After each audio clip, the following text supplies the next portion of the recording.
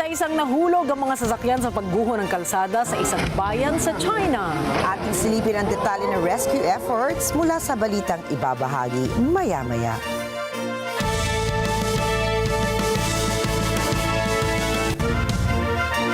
Magandang gabi, ako po si Rikki Mathay. Ako si Rikki, Alagao, Flores. Ito ang Mata ng Agila International. Para naman sa mga headlines ngayong araw ng Miyerkules. Singaporean Prime Minister Lawrence Wong dumating na sa Pilipinas. Bangko Sentral ng Pilipinas inaasahang mas bababa pa ang inflation rate nitong Mayo. Timor-Leste formal nang makakasama sa ASEAN Bloc ngayong Oktubre. Left-leaning Democratic Party member Lee Jae-myung nanalo bilang bagong Pangulo ng South Korea.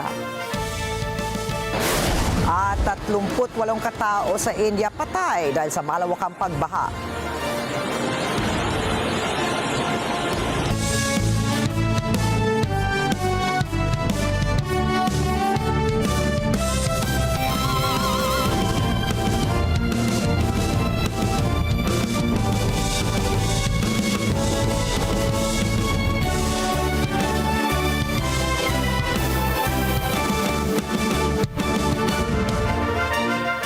Dumating na sa Pilipinas si Singaporean Prime Minister Lawrence Wong para sa kanyang two-day official visit sa bansa. Si Wong ay malugod na sinalubong ni Pangulong Ferdinand Marcos Jr. sa Malacanang para bigyan ng arrival honors. Sa pagbisita ni Prime Minister Wong ay magkakaroon ng bilateral talks ang dalawang lider ng bansa para pag-usapan ang pagpapalakas at pagpapalalim pa ng ugnayan ng Pilipinas at ng Singapore. Tinukoy naman ng opisina ng Singaporean Prime Minister na ang pagbisita ni Wong sa bansa ay pag-ulit ng commitment nito sa Pilipinas. Anila isang oportunidad na rin ito para mapalitan ng pananaw ang magpalitan ng pananaw ang dalawang lider ukol sa regional at global developments. Ito ang unang bilateral visit ni Wong matapos siyang muling mailuklok bilang Prime Minister ng Singapore noong nakaraang buwan. Kinumpirma ng Philippine Coast Guard na sasali ang BRP Teresa Magbanwa sa ikalawang trilateral maritime exercise nito kasama ang Estados Unidos at Japan sa katubigan ng Kagoshima sa June 16 hanggang 20. Ayon po sa PCG, kanilang inaasahang makararating ang 97-meter Coast Guard vessel sa Kagoshima Port sa June 12. Dito, isa sa ilalim ang BRP Teresa Magbanwa sa isang 3-day maintenance and repair na susundan naman ng reception ceremony sa June 16. Kabilang sa inaasahang aktibidad sa trilateral maritime drills ay ang facility tours, mutual visits sa mga patrol vessels, maritime exercise meetings at capacity building exercises. Iginit naman ng PCG na magdudulot ang nasabing aktibidad na mas malakas na kolaborasyon at malalim na diplomatic relations sa pagitan ng Coast Guards ng tatlong bansa. Inaasahan ng Bangko Sentral ng Pilipinas na maaaring mas bumaba pa ang maitatalang inflation rate para sa buwan ng Mayo ngayong taon. Batay sa inflation rate forecast ng Central Bank, maaaring pumatak sa pagitan ng 0.9% at 1.7% ang posibleng inflation rate sa nakaraang buwan. Tinukoy ng BSP na may ambag sa pagbagal ng inflation sa bansa ang pagbaba ng presyo ng bigas at isda bunsod ng magandang supply. Higit pa rito ay nakatulong rin sa pagbaba ng inflation ang mas mababang presyo ng langis, singil sa kuryente at iba pa. Sa kabila nito ay tumaas naman ang presyo ng ilang gulay at karne sa pamilihan. Naglabas ang Department of Labor and Employment ng alituntunin para sa pagpapasahod para sa mga manggagawa na papasok sa duty sa June 6 at June 12. Batay sa ibinabang guidelines ng DOLE, ang mga empleyado ng pribadong kumpanya na magre-report sa naturang mga araw ay entitled na pagkalooban ng double pay. Kapag pumasok naman ang empleyado ng higit sa 8 oras ay entitled ito na makatanggap ng karagdagang 30% ng hourly rate sa nasabing araw. Subalit, kapag hindi pumasok ang empleyado sa dalawang regular holidays ay pagkakaloban ang mga ito ng 100% ng kanilang sahod sa kondisyon na ang empleyado ay mag-uulat sa trabaho o nasa leave of absence with pay sa araw bago ang regular holiday. Nanindigan ng COMELEC na hindi na nila palalawigin ang June 11 deadline para sa pagsusumite ng Statements of Contribution and Expenditures o SOSE ng mga kandidato ng nakalipas na 2025 midterm elections. Binigyan diin ni COMELEC Chairperson George Garcia na matagal nang inanunsyo ng poll body ang deadline sa paghahain ng SOSE. Personal dapat anyang magsumite ang mga kandidato sa opisina kung saan sila nag-file ng kanilang Certificate of Candidacy. Hindi naman tatanggapin ng COMELEC ang mga submissions ng SOSE via email o mail dahil kailangan pang iberipika kung original true copy ba ang mga dokumento. Samantala, kapag failure to comply ang isang kandidato ay magre-resulta ito sa pagbabayad ng multa, disqualification from assuming office para sa mga nanalo o kaya'y permanent disqualification para makatakbo sa mga susunod pang halalan. Nag-anunsyo ang Meralco na posibleng tumaas ang singil sa kuryente ngayong buwan ng Hunyo. Dahil po ito sa pagtaas ng kabuuang singil na inaasahang makakaapekto sa electricity bills ng mga consumer. Paliwanag ng Meralco, bagamat wala pang huling datos para sa generation charge na kinabibilangan ng presyo mula sa spot market at bilateral contracts, kanilang inaasahang tataas ang transmission charge dahil sa mataas na presyo ng kuryente sa reserve market. Ang generation charge ang may malaking ambag sa pagtukoy ng kabuuang singil kada buwan.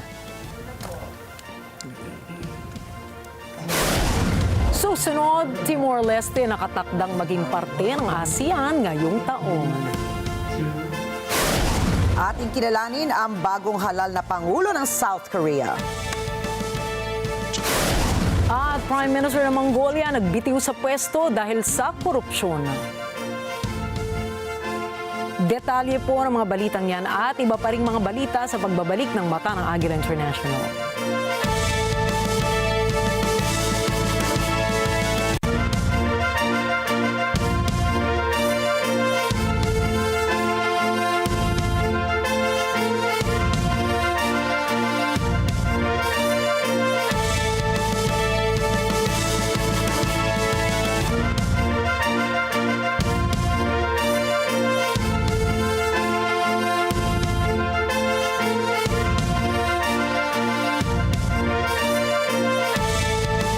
On your way to success? Start with the best. New Era University, where we guide every individual to their natural state of excellence. Enroll now, because New Era University awaits the future we can build together.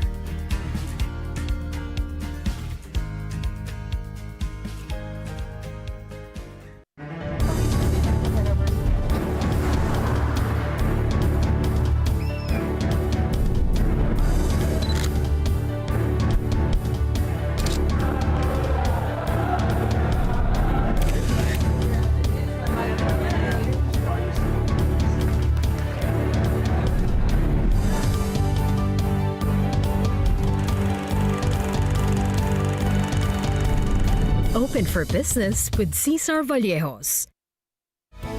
Sa NET25.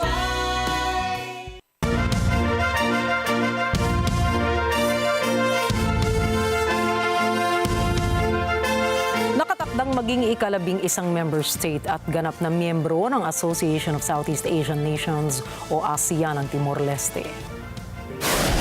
Inanunsyo ito ni Malaysian Prime Minister Anwar Ibrahim na tumatayong chairman ng ASEAN ngayong 2025 sa isang press conference. Anya, magiging ganap ng miyembro ng Regional Organization ng Timor-Leste sa ASEAN meeting sa buwan ng Oktubre ngayong taon. Subalit nilinaw naman ni Anwar na subject pa ang bansa sa pagtupad nito sa isa o dalawa pang kondisyon sa ilalim ng economic pillar. Saad din ng opisyal na nakamit na ng ASEAN ang real consensus sa Timor-Leste matapos ang maraming yugto ng mga negosasyon.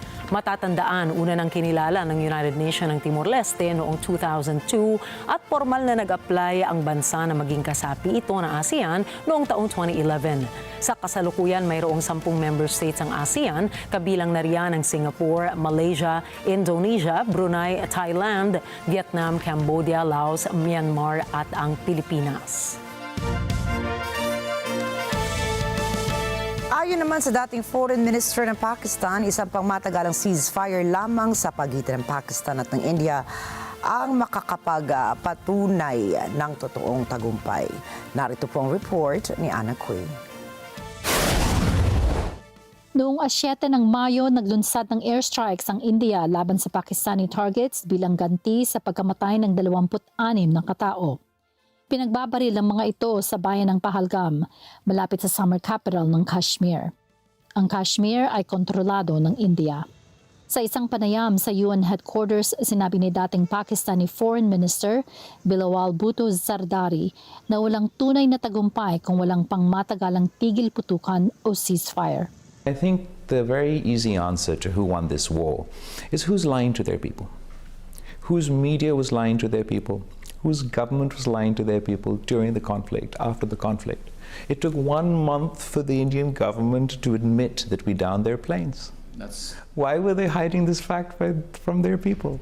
Because the truth is they lost. As our initial self-defense for their unilateral violation of our sovereignty, we downed 6 Indian jets, and they refused to admit it up until literally yesterday. So we've achieved a ceasefire. That's important. I think that's the true victory. Noong 10 ng Mayo, nag-anunsyo ang Pakistan at India na kapwa nagkasundo ang mga ito ukol sa isang agarang ceasefire. Subalit ayon kay Zardari, hindi matatag ang klase ng tigil putukan na iyon. This is, I think, a fragile ceasefire. In order for this to be a lasting ceasefire, we appeal to the international community to play its role, because Pakistan has said that they're willing to talk. There's only one country that says they're not willing to talk, and that's India. So obviously that's not a sustainable situation, and therefore it is our effort to engage the international community, for them to play their role to establish peace, which must include resolving the issue of Kashmir, resolving the Indus water dispute that India has now started illegally, and having a proper conversation about terrorism. Ani Zardari, malamang ay maaayos ang dalawang panig ang hindi pagkakasundo ng mga ito sa pamamagitan ng pag-uusap. I think the most important and the most sort of possible achievement would be for us to start a dialogue. Okay. Dialogue and diplomacy has to be the start for us to address any and all issues. So Pakistan is willing to talk with India. We want peace, but peace is not possible, as you say, until we engage in a dialogue. Of course, I believe as we relied, or there was the international community's involvement in achieving our ceasefire, therefore it's reasonable to believe that if the international community plays its role in a similar way, perhaps we'll be able to establish perpetual peace, at least in South Asia. Ana Quay para sa mata ng Agila International, trusted, connected, on point. Nagwagi bilang bagong pangulo ng South Koreang opposition leader na si Lee Jae-myung.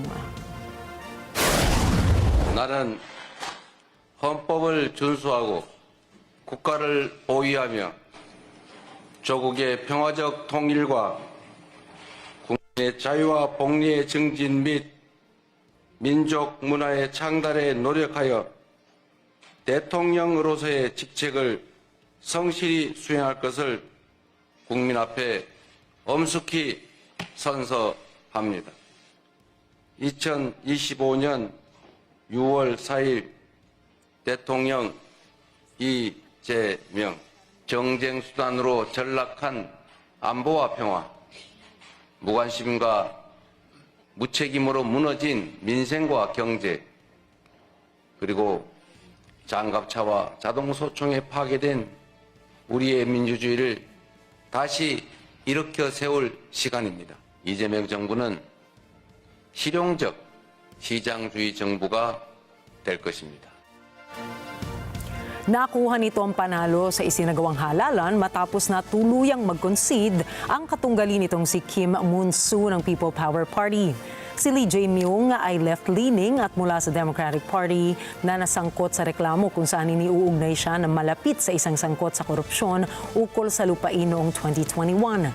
Ikinwento ni Lee ang kanyang mga paghihirap mula sa kanyang pagsilang sa gitna ng recession era ng South Korea kung saan hindi niya matiyak ang eksaktong petsa ng kanyang kapanganakan dahil sa taas ng infant mortality rate ng kanyang probinsya kung kaya't isang taon nang nakalipas bago siya formal na nagkaroon ng birth certificate. Isiniwalat din niya ang kanyang pagtigil sa pag-aaral upang magtrabaho sa pabrika noong siya'y menor de edad pa lamang upang matustusan ang kanyang mga kapatid. Nakilala si Lee Jae-myung bilang pag-asa ng masa ng South Korea matapos itong sabihin na poverty is not a sin, but I was always particularly sensitive to the injustices I experienced because of poverty.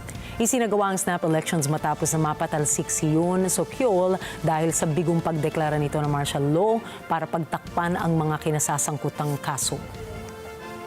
국익 중심의 실용 외교를 통해 글로벌 경제 안보 환경 대전환의 위기를 국익 극대화의 기회로 만들겠습니다.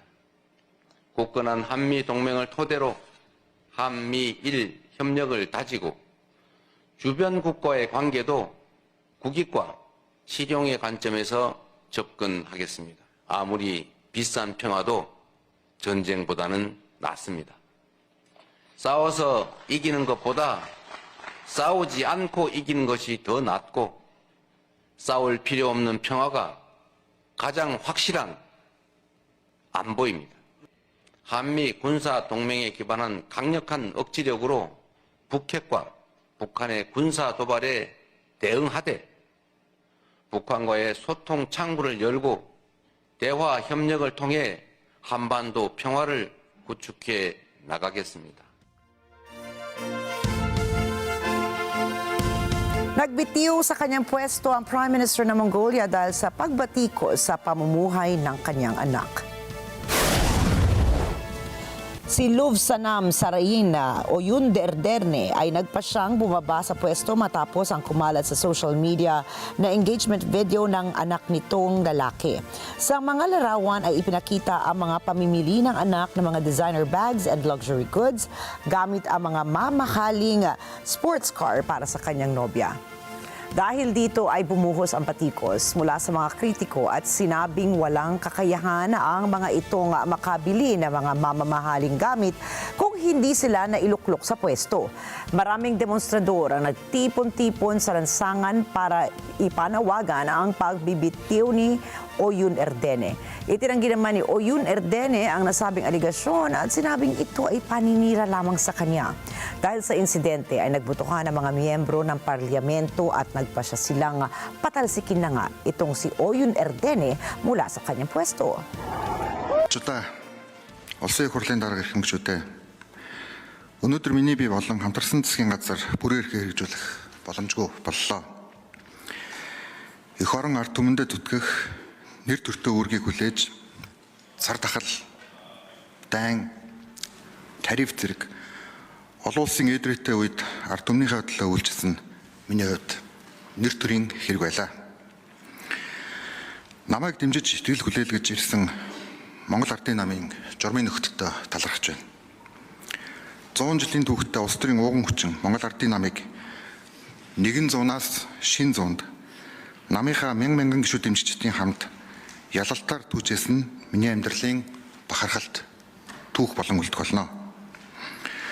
Засгийн газрын үйл ажиллагааг дэмжиж ажилласан Монгол Улсын ерөнхийлөгч Ухнагийн хүрэлц өг улсын хурлын дарга Дашцгийн амар баясгалан нарт талархал илэрхийлье. Мөн их хурлын эрхэмгчүүд та бүхэндээ талархал илэрхийлж байна. Салбар бүрийн төлөөлөл 126 гишүүн бүхий холимог тогтолцоотой парламентыг бүрдүүлэх мөн хурдтай хөгжлийн төлөө зориг ураандор хамтарсан засгийн газрыг байгуулж олон жил гатсан төслүүдийг урагшлуулахад улс төрийн манлайлал үзүүлж хамтран ажилласан арчсан намын нийтгшүүд, арчсан намын дарга Лувсан ямын ган төмөр танд, хүн намын дарга Тогмодын Дорж ханд танд болон парламентд суудалтай нийт намын удирдлагууд, эрхэм гишүүд мөн надтай хамтран ажилласан засгийн газрын нийт бүрэлдэхүүндээ бүх талаар дэмжиж ажилласан улсын хурлын нийт удирдлагууд Улсын хурлын эрхэм гишүүд та бүхэндээ чин сэтгэлийн талархал илэрхийлье. Дараагийн Монгол Улсын ерөнхий сайдын үйл хэрэг өрнөн их замд нь амжилт хүсье. Дараагийн ерөнхий сайдын амжилт бол монголчууд бидний хамтын амжилт учраас бүх талаар дэмжиж хамтран ажиллах болно. Намайг дэмцээр ирсэн ард түмэндээ чин сэтгэлээсээ баярлалаа. Ил тод нээлттэй нийгмийн төлөө үзэл бодлоо илэрхийлсэн арчсан нийгмийн ирээдүй болсон залуучуудаа талархаж байна. Надад итгэж үзэл санаа нэгдэж хамт байгаа эрхэм гишүүдтэй баярлалаа. Өнөөдөр ордонд хүч мөхсдөж байгаа ч олон нийтийн хүсэл эрмэлзэл огт өөр байгааг би мэднэ. Үзэл санаа үнэт зүйл хизээж ялагддаггүй. Аалзны тор мэт сүлжилсэн ашиг сонирхлын сүлжээ ард түмнийг дийлнэ гэж хизээж байхгүй. Мөнхөг тэнгэрийн дор арчсан парламентын засаглал мөнхөд оршуултаа баярлалаа.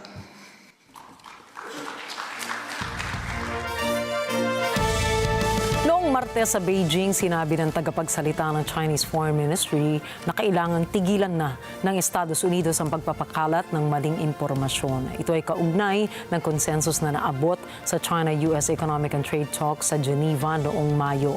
Narito ang report ni Mayfanway Zaragoza.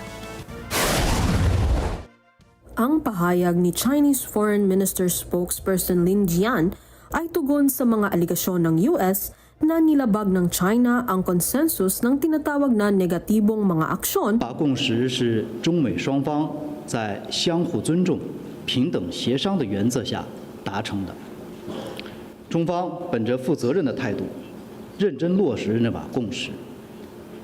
美方在毫无事实根据的情况下，对中方抹黑指责，出台对华芯片出口管制，暂停对华芯片设计软件销售，宣布撤销中国留学生签证等极端打压措施，严重破坏日内瓦共识，也损害了中方正当权益。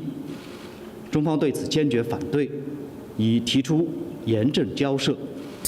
Ayon pa kay Lin, kasama sa suppression measures ang chip exports at ang pagbawi ng US visas para sa mga mag-aaral na Chinese. Ani Lin, may tama at may maling paraan upang makipag-ugnayan sa China. 我要再次强调，施压和胁迫不是同中方打交道的正确方式。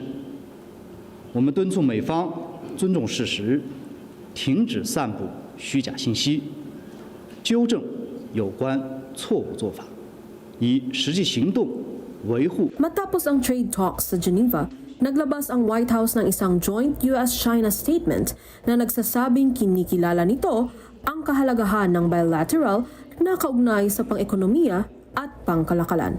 Mayfanway Zaragoza para sa Mata ng Agila International. Trusted, connected, on point. Samantala, kinumpirma ng Ukraine na sila ang nasa likod ng pagpapasabog ng tulay na nagkokonekta sa Russia at Crimean Peninsula. Ayon sa Security Service ng Ukraine, mayroon silang mga itinanim na bomba sa ilalim ng Kerch Bridge. Ang nasabing operasyon ng pagtatanim ng bomba ay umabot pa sa ilang buwan bago ito tuluyang maisakatuparan. Gumamit sila ng nasa 1,100 kilos na pampasabog kaya naging matindi ang pinsala sa nasabing tulay. Ito na po ang pangatlong pinakamatinding pag-atake ng Ukraine sa vital supply line ng Russia mula na magsimula ang giyera noong 2022. Ang insidente rin ay ilang araw matapos ang matagumpay na drone attack ng Ukraine sa Russia na ikinasira ng mga cruise missile carriers ng Russia. Nagbabala ang International Trade Minister ng France na mas makapipinsala ang taripa na ipapataw ni Pangulong Donald Trump sa Estados Unidos kaysa sa European Union. Si Michelle Verzonilla para sa report. Ayon kay French Trade Minister Laurent Saint-Martin, magpapatuloy ang dialogo sa pagitan ng US at ng EU. Ito ay na makipagpulong si Saint-Martin kay EU Trade Commissioner Maros Sefcovic at sa delegasyon ng US sa Paris na pinangunahan ni Jamieson Greer. Ilan linggo mula ngayon, mapapaso na ang tigil taripa ng US sa EU sa darating na Hulyo. Ani St. Martin, hindi nagbabago ang pananaw ng EU na ang pagtataas ng taripa ng US ay mapanakit. Nous continuons à penser que l'augmentation des tarifs douaniers, quelle que soit d'ailleurs la cible, est une mauvaise nouvelle pour l'économie mondiale, y compris pour l'économie américaine. Et la force récessive que cela crée pour l'économie américaine est plus importante que pour l'économie européenne. Et c'est ce dialogue-là qu'il nous faut continuer à avoir entre le commissaire Šefčovič, qui est effectivement en charge, puisque c'est une compétence exclusive de la Commission européenne, et l'ensemble des représentants, dont effectivement Jameson Greer, qui est ici à Paris. Anya, handa ang Brussels na maglapat ng countermeasures sa mga produkto at serbisyo ng US kung hindi nito aalisin ang taripa. Nous avons encore quelques semaines pour avoir cette discussion et cette négociation. Notre position elle ne varie pas d'un iota. Nous voulons un agenda positif entre l'Europe et les États-Unis car c'est dans l'intérêt de chaque partie. Et nous avons également toujours dit que si la discussion et si la négociation n'aboutissaient pas, l'Europe était en capacité d'avoir des contre-mesures également sur les produits et les services américains. Ayon sa komisyon, kung wala mapagkasunduan solusyon, ipapatupad nito ang countermeasure sa US sa 14 ng Hulyo o mas maaga pa kung kakailanganin. Sa kasalukuyan, humaharap ang EU sa 25% taripa sa bakal ang mga sasakyan. Para naman sa reciprocal at Trump tariffs sa iba pang mga produkto ng EU na dating 20%, nasa 10% hanggang Hulyo ang binabayaran nito. Michelle Verzonilla para sa mata ng Agila International, trusted, connected on point. Sa Canada, tila hindi na mapigil ang tuloy-tuloy na pagbaba ng bilang ng healthcare workers na sumasabak sa long-term care. Alamin natin ang mga detalye mula kay NET25 correspondent Cherry Recolizado. Parami ang mga healthcare worker sa long-term care na pinipiling umalis sa kanilang trabaho upang maghanap ng mas magandang oportunidad sa ibang sektor. Noong 2023, bumaba ng halos 43% ang bilang ng mga registered practical nurses sa mga long-term care homes. Bumaba rin ng 9.1% ang bilang ng mga occupational therapists sa parehong taon. Ipinapakita ng datos na maraming healthcare staff ang mas pinipiling lumipat mula sa pampublikong long-term care patungo sa mga pribadong kumpanya o ahensya. Isa sa bawat 5 empleyado sa long-term care ang nagsabi na gusto na nilang umalis mula pa noong nagsimula ang pandemya. Batay sa datos ng 2023, karamihan sa mga job vacancies sa healthcare sa Canada ay para sa mga nurse, RN at RPN at personal support workers, PSW, mga posisyong karaniwang makikita sa long-term care settings. Tinatayang dodoble pa ang bilang ng mga pasyenteng nangangailangan ng long-term care sa susunod na dekada, lalo na sa grupong edad 85 at pataas na siyang pinakamabilis ang paglaki sa populasyon ng Canada. Dahil dito, mas lalo pang lalaki ang demand sa mga long-term care workers. Kaya mahalagang mapanatili sila sa kanilang trabaho upang matiyak na may sapat na tao upang tumugon sa lumalaking pangangailangan. Cherry Recolizado, Toronto, Ontario, para sa mata ng Agila International. Trusted, connected, on point. Nangangamba naman ang maraming Harvard International students na magbakasyon o nagbakasyon kung makababalik pa sila sa prestigious universities ng US. Bunsod po ito ng umiinit na tensyon sa pagitan ng paaralan at ng administrasyon ni US President Donald Trump. Narito report mula kay JC Yumul. Ito si Alfred Williamson ng Wales. Isa siyang estudyante ng Harvard University na bumiyahe papuntang Denmark para sa summer break. Ito ay matapos ang isang malaipo-ipong unang taon sa universidad. Dahil sa tensyon sa pagitan ng gobyerno at ng kanyang eskwelahan, kabado si Williamson na baka hindi na siya makabalik. Isa lamang siya sa libo-libong international students na ganito rin ang sitwasyon, ipit sa labanan ng Ivy League institution at ni Pangulong Donald Trump. Ipinagbawal kasi kamakailan ng pamahalaan na tumatanggap pa o magpanatili ng international student ang Harvard. Ayon kay Williamson, matinding gulat ang kanyang naging reaksyon na tinotoo ni Trump ang banta nito laban sa universidad. Of course, when the news hit, I was in complete and utter shock that he did do it. I didn't know how to respond. I didn't know what to feel. I didn't know what to think. I didn't know if I'd be an illegal immigrant suddenly, or as they describe people like us, aliens. So it was very devastating news. Dagdag ni Williamson, ipinagpapasalamat niya ang suportang ipinahayag ng Harvard sa katulad niyang mula sa ibang bansa. Harvard has reached out to us. They've expressed their support for international students. They've told us that they will stand with international students and deploy their resources in this fight, which I deeply appreciate. And the Harvard International Office has also reassured us that they can support us with any questions that we have. Maraming mag-aaral ang nagpahayag naman ng takot na magreklamo na baka lalo silang targeting ng mga otoridad. Subalit sa kabila nito, sinabi ni Williamson na kahit takot din, obligasyon niya ang magsalita. I think that the point where people begin to self-silence is a very dangerous path. When people start to self-silence, we are no longer living in a democracy. And for me, it's absolutely critical that I voice my opinion, so that we preserve these values that America is founded on. In fact, the ideals of freedom and rights. Pinuri ni Williamson ang pagtitindig ng Harvard laban kay Trump. Aniya, ito ang tamang desisyon. So Harvard has generally decided to stand up.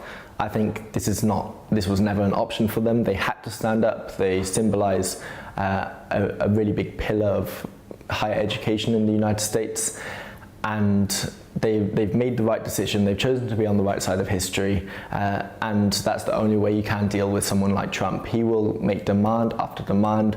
One demand will turn into three, and three will turn into five, and it will keep going endlessly until you eventually choose to stand up. Mula nang maupo muli si Trump noong Enero, inatake na nito ang Ivy League school sa bansa. Inakusahan nito ang mga Harvard ng pangungunsinte sa karahasan, anti-Semitismo at pakikipag-coordinate sa Chinese Communist Party. Noong isang linggo, binawi ng Trump administration ang abilidad ng Harvard na mag-enroll ng international students. Sinabi rin nito na kailangan mag-enroll ang mga kasalukuyang foreign students at lumipat sa ibang paaralan kung hindi ay aalisin ang mga ito ng legal status. JC Umol para sa mata ng Agila International, trusted, connected, on point. Binatikos ni Elon Musk ang ipinanukalang spending bill ni US President Donald Trump. Tinawag niya itong isang disgusting abomination. Ipinahayag ni Musk sa kanyang post sa X na this massive, outrageous pork-filled congressional spending bill is a disgusting abomination. Dagdag pa nito, shame on those who voted for it. You know you did wrong. Ang pahayag na ito ni Musk ay kasunod ng pag-alis ng tech billionaire bilang opisyal na empleyado ng gobyerno at pinuno ng Department of Government Efficiency o DOGE. Maaalalang dating malapit kay Trump si Musk kung saan naglabas pa umano ang tech billionaire ng halos $300 million para sa naging kampanya ni Trump noong 2024 presidential elections. Ngunit ngayong lantaran na ang hidwaan, lalo tinuligsa pa ni Musk ang panukalang batas na anyay magdaragdag ng $3 trillion sa utang ng gobyerno sa loob ng 10 taon habang binabawasan ang budget para sa kalusugan at pagkain. Ayon pa sa tech billionaire, ang panukala ay magpapabigat anya sa mamamayan ng Amerika. Samantala, bumuelta naman ang White House at sinabing mananatiling buo ang suporta ni Trump sa tinawag niyang One Big Beautiful Bill sa kabila ng pangunguyam ng dating kaalyado. Look, the president already knows where Elon Musk stood on this bill. It doesn't change the president's opinion. This is one big, beautiful bill, and he's sticking to it.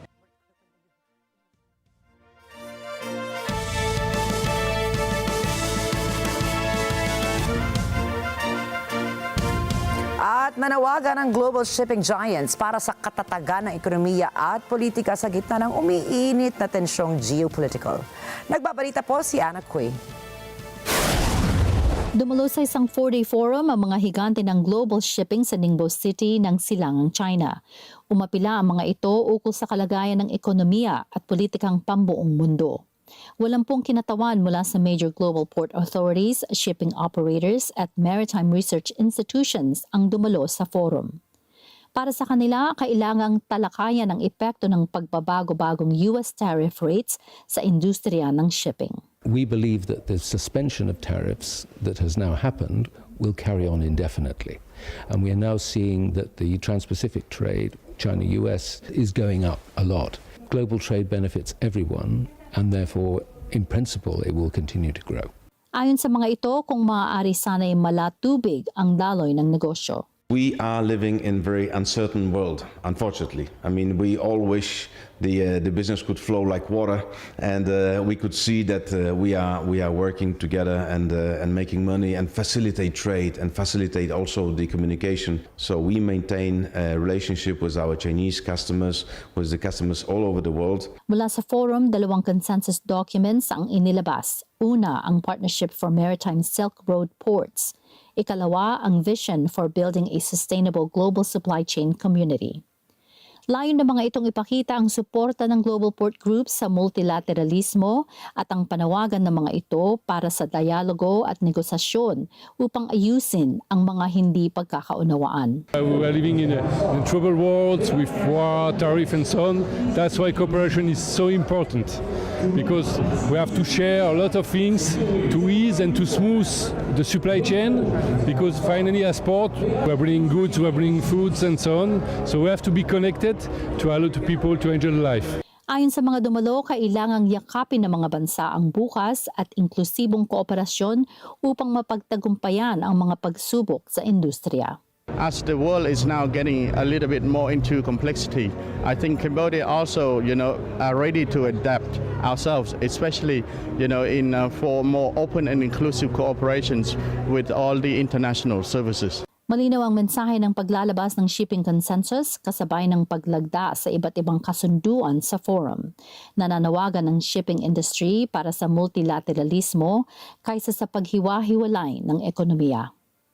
Ana Cui para sa mata ng Agila International, trusted, connected, on point. Susunod, 38 katao patay dahil sa malawakang pagbaha sa India. Mahigit 200 preso nakatakas matapos ang lindol. At pandaigdigang presyo ng langis nakatakdang tumaas sa Hulyo. Ang mga balita niyan at iba pa mga balita sa pagbabalik pa rin po ng Mata ng Agila International.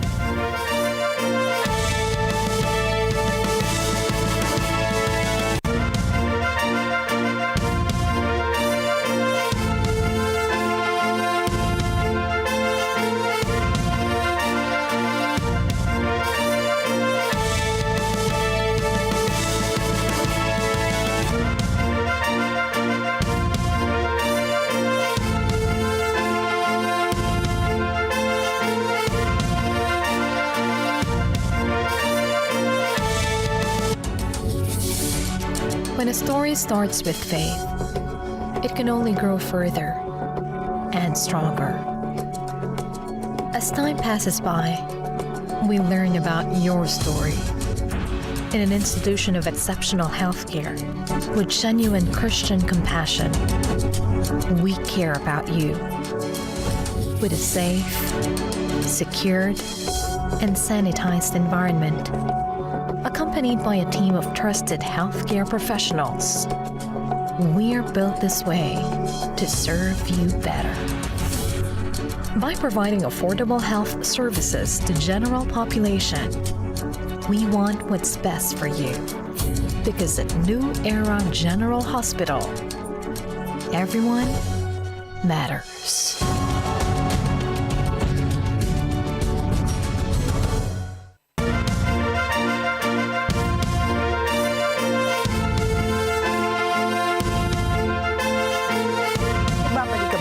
International at sa pagpapatuloy ng ating mga balita ngayong gabi.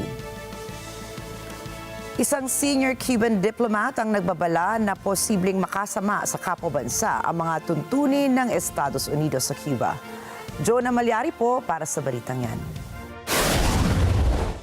Ayon kay Johanna Tablada na senior official para sa Estados Unidos, ang kasulukuyang US-Cuba policies ay maaaring makasama sa dalawang bansa. We really would like to highlight and to call some attention to what's going on US policy toward Cuba, because we consider that the way that is being driven, it is absolutely going into an scenario that could harm both Cuba and United States. Binigyan diin din ni Tablada ang krisis sa imigrasyon. Inakusahan ni Tablada ang US na tumatanggi sa lahat ng aksyong diplomatiko galing sa Cuba mula pa noong 20 ng Enero, petsa na manumpang muli si Donald Trump bilang Pangulo ng Estados Unidos.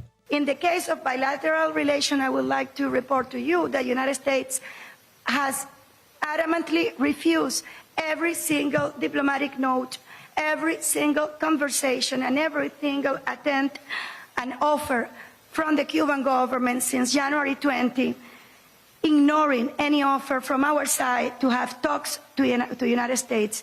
The more recent and obvious evidence was that migration talk has been suspended.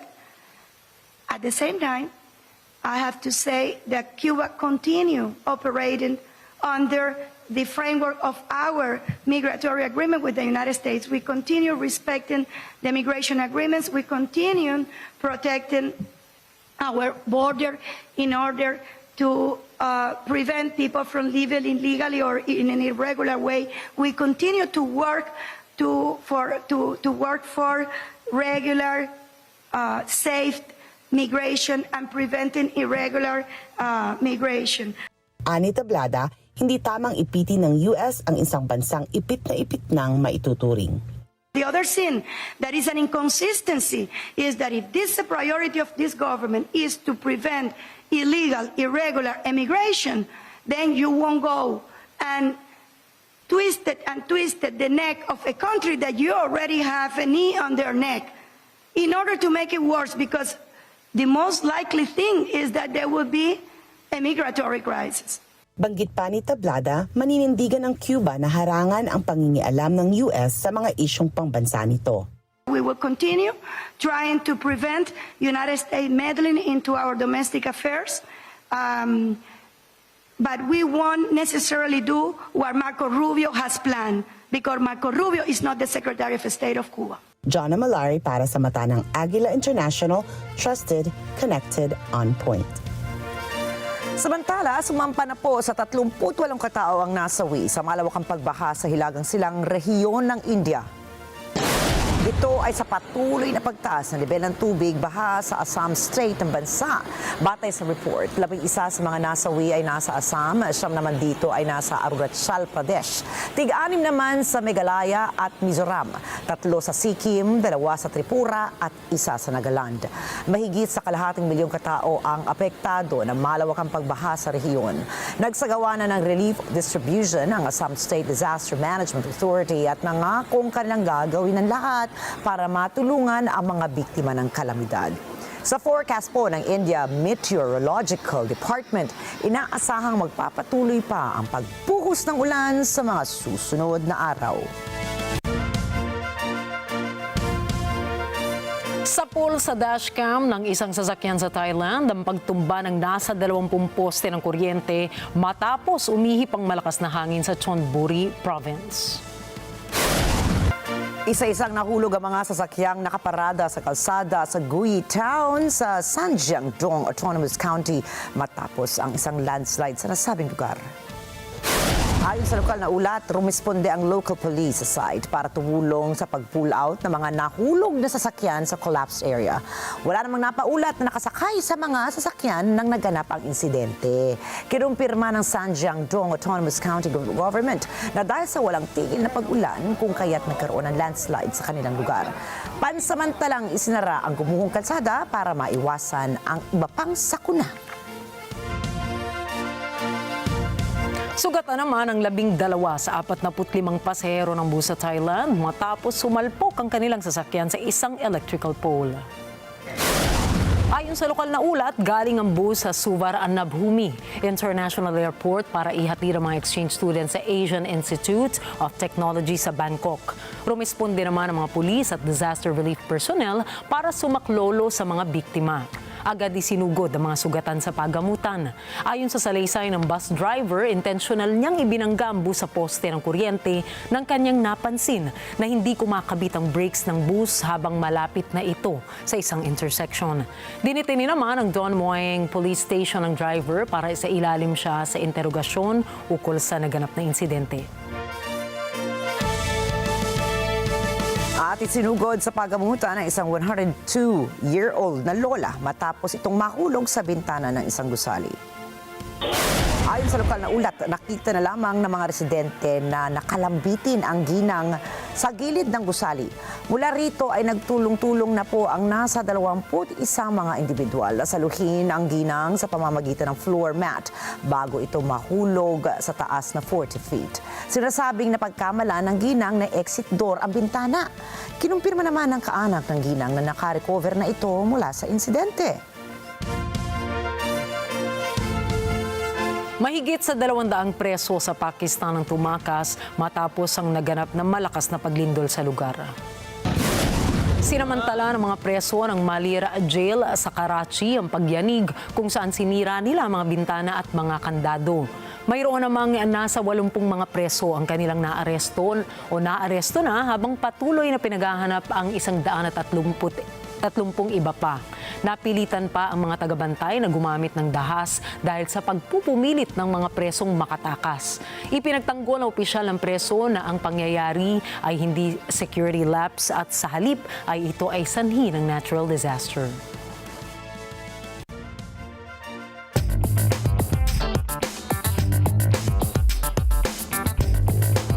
Tumaas naman ang halos 4% ang presyo ng langis nitong Lunes.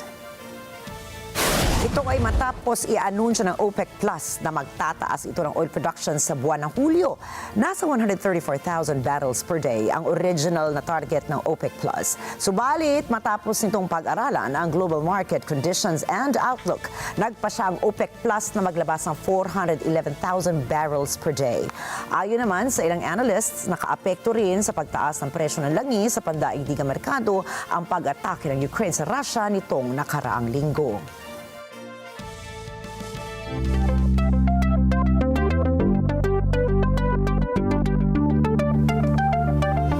Nakapag-develop ang mga researchers ng Stanford University ng isang household robot.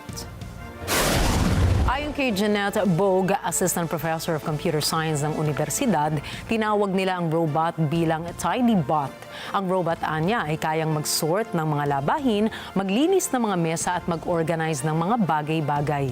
Git ni Bogue, ang robot ay pinatatakbo ng artificial intelligence kabilang ang large language model o LLMs at vision models. Layo nito na maging sistematiko para matuto ang TidyBot ng mga gawaing bagay o bahay. Maaari ring makontrol ang TidyBot gamit ang isang smartphone bilang remote control nito.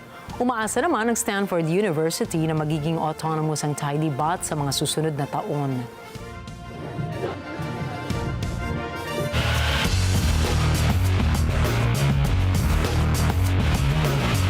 At sinibak na ng New York Knicks ang kanilang head coach na si Tom Thibodeau. Ang nasabing pagsibak ay matapos ang kabiguan ng koponan sa Eastern Conference Finals. Taong 2020 nang kinuha ng Knicks si Thibodeau at mula noon ay nakapasok sila ng 4 na beses sa playoffs sa 5 seasons and back-to-back na 50 wins sa unang pagkakataon noong taong 1990. Ayon sa koponan na naging mahirap para sa kanila ang desisyon na humiwalay sa kanilang coach. Sa mga susunod na araw ay kanilang i-anunsyo kung sino ang magiging bagong coach. Mas pinapabura ng Milwaukee Bucks na manatiling koponan ni Giannis Antetokounmpo sa kabila ng nakakahaka na maaari siyang matrade ngayong off-season. Ayon sa mga eksperto, maaaring manatili pa rin siya sa Milwaukee Bucks ngayong taong o 2025-2026 season, ngunit tinitignan din itong posibleng next stop ang San Antonio Spurs at Houston Rockets. Ang Rockets at Spurs ay tinuturing na posibleng destinasyon ni Antetokounmpo dahil ang Rockets ay may bagong roster na maaaring palakasin ng isang veterano, habang ang Spurs naman ay may draft picks na maaaring gamitin sa isang trade na gagawa ng two-headed monster sa San Antonio Spurs kasama si Victor Wembanyama. Samantala, nasa trade rumors din ang Toronto Raptors para kay Antetokounmpo. Bagamat mayroon pa siyang kontrata sa Bucks hanggang 2026-2027 season, hindi tsak ang hinaharap ng koponan, lalo na at matagal-tagal na ring hindi nakakalaro si Damian Lillard dahil sa injury.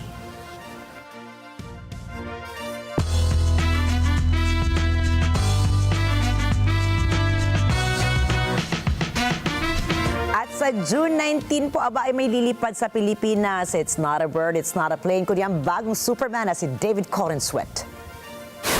Kasama niya sa gaganaping world tour sa Manila sina Louis Lane actress Rachel Brosnahan and Lex Luthor actor Nicholas Hoult. Bibisita rin si James Gunn, ang writer-director ng bagong pelikula na Superman. Magkakaroon sila ng meet and greet sa kanilang fans. Marami na ang excited sa new and fresh attacks sa story ni Superman na ipalalabas sa July 9. Lalo na at kasama sa pelikula si Krypton, ang superhero dog ni Clark Kent. Susunod, isang major road sa Colombia ginawang slide. Pacific Story, ibinida ang kasaysayan at kultura ng Papua New Guinea. Abangan ang mga storyang ito sa pagbabalik ng Mata ng Agila International.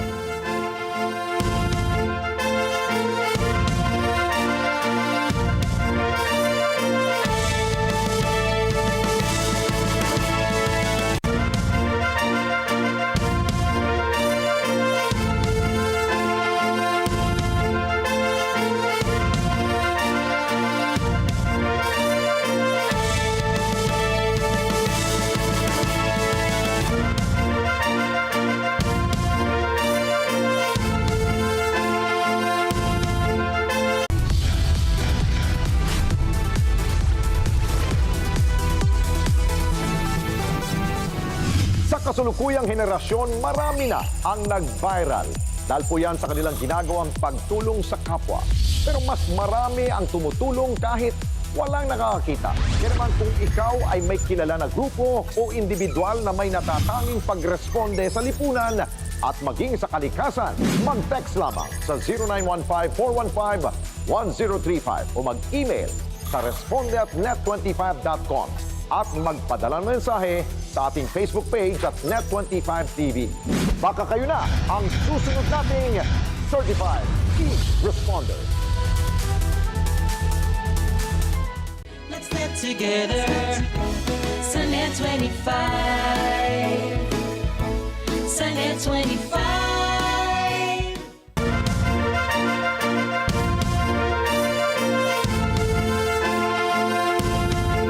Maraming mga residente at bisita ng Bucarasica, Colombia ang nagpadula sa isang higanting slide na inilagay sa pangunahing kalsada ng bayan. Ang bayan ng Bucarasica ay tahanan para sa 6,000 mga residente, pero pagdating ng June 1 sa kanilang kalendaryo ay dinadagsa na ito ng ibang mga bisita dahil sa malaki nitong slide. Layon kasi ng ganitong slide installation na magbigay ng positibong imahe sa mga turista kahit sila ay naiipit sa karahasang dulot ng hidwaan ng National Liberation Army guerrilla at ng dissident factions ng FARC.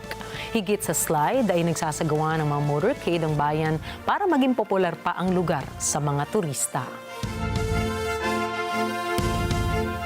At ngayon naman, samahan po natin si NET25 correspondent Echo Ortalesa Quinola sa Port Moresby. Ipinagdiriwang po kasi ng Papua New Guinea ang nalalapit itong ika-50 taong kasarinlan kung saan itinanghal ang Pacific Story. Alamin nga natin ang mga reaksyon ng mga manonood sa naganap na selebrasyon. Nagpamalas ng iba't ibang talento ang mga mula pa sa iba't ibang lugar tulad ng Fiji, Solomon Islands, Kiribati, West Papua, Tonga, Tahiti, Cook Islands at Hawaii. Layon sa Pacific Story ng kabisera ng Papua New Guinea na mabigyan ng pagkakataon ang mga manonood na kilalanin ang kani-kanilang mga kultura at tradisyon. Ang palatuntunan ay kaugnay ng nalalapit na 50th Independence Day celebration ng bansa. Baka sa mga mukha ng mga manonood ang sigla, saya, at paghanga sa bawat bahagi ng programa. What a show it is tonight. It's been a great evening, great afternoon. It's been a great celebration tonight, bringing Papua New Guinea and our Pacific family together. Our country, PNG, you will have fond memories, and I thank you all for coming. Nothing will stop me from serving people with my talents and my gift, from bringing joy and humor and fun to every environment that I'm in, because you are what makes the difference. And I want to encourage every young woman, every woman out there, that your creativity that's inside of you needs to come out. Today is my first time coming for this program, and I think it's one of the best I've seen so far. The performances were awesome. I like the fact that West Papua was here and they were received so well. Solomon Islands were also received so well, and I think it is very good. Masaya po, at least nangyari ito dito sa PNG na we feel safe watching this event. One of a kind, and it's really amazing. I think it's an incredible idea, the opportunity for all the Pacific nations and the Asian nations next month to come together and showcase the story. I'm looking forward to this final performance with One Talks and some of the other bands, but I've enjoyed the whole show so far. There's a lot of diverse cultures here, people from many walks of life. They are enjoying as much as possible as they can, and many of the people here, they don't get to experience this almost like every day of their life, meeting new people from other countries and hearing traditional stories that they never heard of. Isa lamang ang Pacific Story sa mga kanilang palutuntunan na mapapanood linggo-linggo. Ito ay isa ring daan upang makapang-akit pa ng mas maraming turistang dadalaw sa bansa. Mula sa Port Moresby, Papua New Guinea, Eco Hortaleza Quinola para sa mata ng Agila International. Trusted, connected, on point. At narito po kami para maghatid ng balita saan mang dako ng mundo. Magandang gabi. Ako po muli si Rikki Mathay. Ako si Nina Rikki, Alagao, Flores. Ito po ang mata ng Agila International. Trusted, connected, on point.